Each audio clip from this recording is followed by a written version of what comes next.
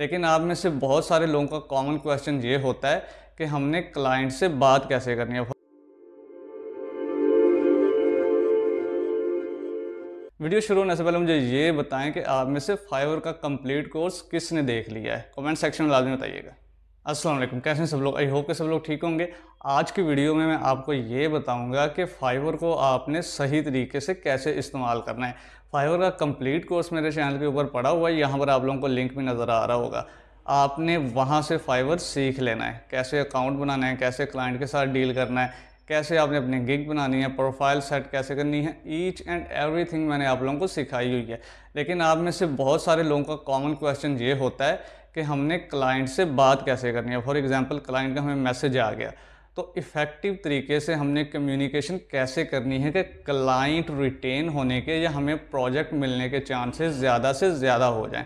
तो आज मैं आपको यही बताऊंगा कि आपने ये वाला फाइवर कोर्स जो मैंने आप लोगों को सिखाया हुआ है, इसको इफ़ेक्टिव तरीके से कैसे यूज़ करना है, क्लाइंट से सही तरीके से प्रोफेशनल तरीके से कैसे बात करनी है। तो आपको आइडिया हो जाएगा कि फाइवर के अंदर बहुत ज़्यादा पोटेंशियल है, सिर्फ आपको काम करना आना चाहिए। तो चलें जी, स्टार्ट करते हैं आज की वीडियो। तो आज के इस लेक्चर में मैं आपको ये बताऊंगा कि आपने फाइवर को सही तरीके से कैसे इस्तेमाल करना है कि आपको ऑर्डर्स आने के चांसेस ज़्यादा से ज़्यादा हो जाएं। कुछ आपको टिप्स भी दूंगा कि आपने क्लाइंट के साथ बात कैसे करनी है और क्लाइंट को डील कैसे करना है। और यही सबसे बड़ा मसला होता है लोगों के पास।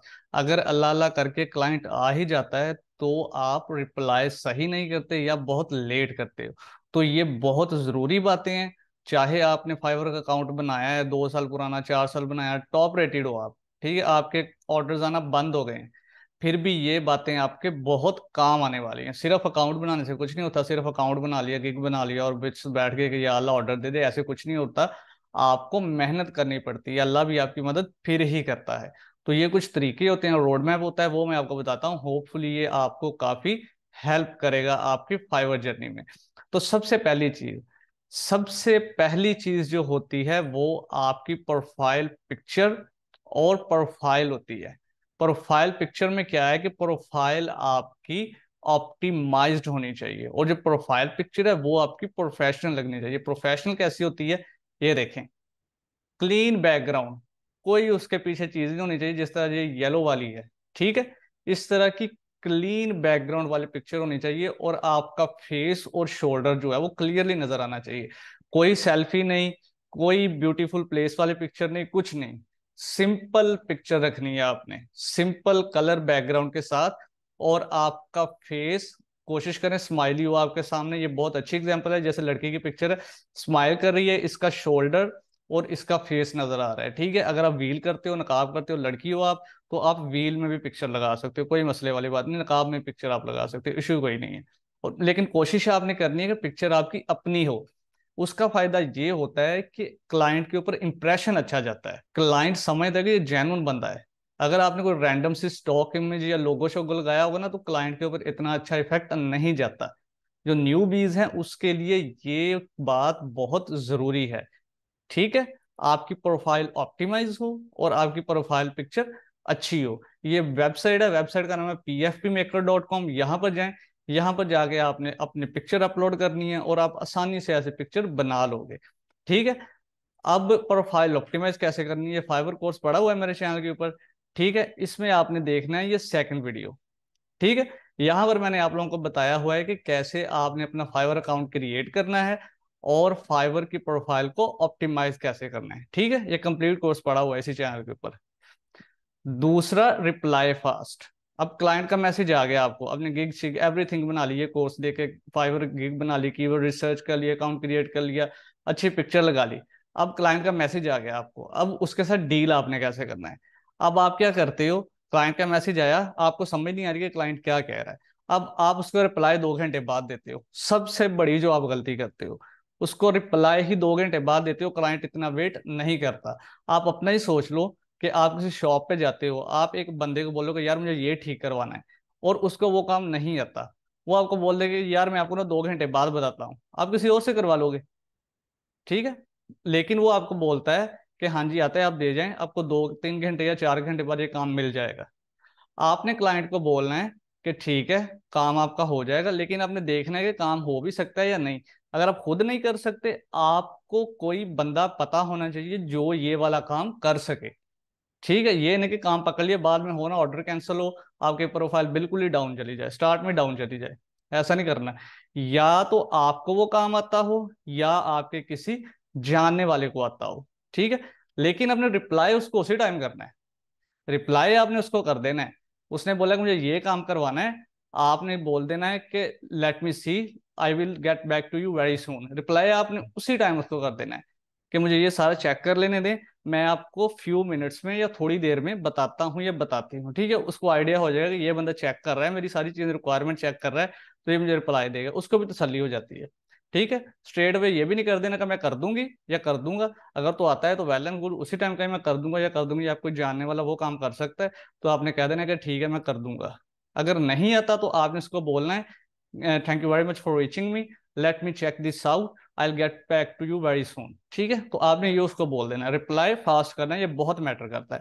पोर्टफोलियो, अब मैं इस बात पे बहुत जोर देता हूँ आप लोगों को। आप लोग 2 घंटे के मेरे लेक्चर देख के कहते हो मुझे सारी वर्डप्रेस आ गई, ऐसा कुछ नहीं होता। आपने प्रैक्टिस करनी है, प्रैक्टिस प्रैक्टिस प्रैक्टिस। प्रैक्टिस से ही आपकी स्किल बनेगी। जितनी ज्यादा प्रैक्टिस करोगे उतना ज्यादा आपका फायदा होगा। इसलिए प्रैक्टिस बहुत जरूरी है। प्रैक्टिस से क्या होगा, एक तो आपका पोर्टफोलियो बन जाएगा। आपके पास क्लाइंट आता है, आपके पास पुराने क्लाइंट नहीं है, आप क्लाइंट को अपना पोर्टफोलियो दिखा सकते हो। आप उसको दिखा सकते हो कि ये वाली वेबसाइट्स हैं, ये मैंने बनाई हैं। तो आपका क्लाइंट के ऊपर ट्रस्ट और बिल्ड होगा। तो ये बहुत जरूरी है, यूज टेक्निकल वर्ड्स। ठीक है, इसलिए स्किल लर्न करना बहुत जरूरी है। आपने टेक्निकल वर्ड यूज करने हैं। ठीक है, अगर आप वर्डप्रेस में हो, आपने प्लगइन्स के नाम यूज करने हैं, आपने थीम्स के नाम यूज करने हैं। ठीक है, टेक्निकल वर्ड्स यूज करने हैं आपने। इससे क्लाइंट को ये तासुर जाता है कि इस बंदे को अपनी फील्ड का बहुत पता है। ठीक है, लेकिन आपने अपनी फील्ड से रिलेटेड ही करने हैं, ज्यादा भी नहीं करने। जो रीजनेबल टेक्निकल वर्ड्स हैं जिनका आपको मतलब पता हो, ये ना हो कि आपको खुद भी उसका मतलब ना पता हो। तो इस तरह आपने टेक्निकल वर्ड्स यूज करने हैं। डोंट यूज सर और मैम। ये बहुत बड़ी गलती करते हैं। हमारा पाकिस्तान का कल्चर बना हुआ है, स्कूलों में यूनिवर्सिटी में हर जगह हमें सर मैम करके आदत पड़ जाती है कि सर और मैम। सर मैम नहीं बोलना आपने। आपने उनको बोलना है उनके नाम से, कोशिश करें नाम से, नाम नहीं है हे, इस तरह। ठीक है, हे ही करके बोलना है अगर तो नाम है, बल्कि जब आपको किसी क्लाइंट का मैसेज आ गया तो उसका नाम होता है वहां पे।